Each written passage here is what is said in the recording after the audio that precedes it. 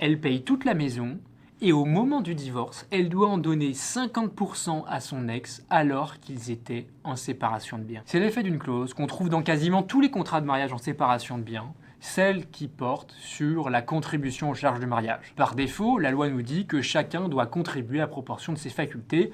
En théorie, c'est très simple, le plus riche paye un peu plus, le plus pauvre paye un peu moins, et on est bien comme ça. Le problème, c'est qu'en cas de divorce, on pourrait aller poste par poste, dire bah voilà, moi je suis plus pauvre que toi, j'ai payé la machine à laver, c'est pas normal, et refaire comme ça tous les comptes depuis des années, ce qui deviendrait extrêmement compliqué. Pour éviter ça, les notaires insèrent une clause dans le contrat de mariage qui permet de considérer que chacun des époux, au cours de sa vie, a bien contribué. Le problème, c'est que cette présomption joue également pour des achats très importants, notamment celui d'une résidence principale.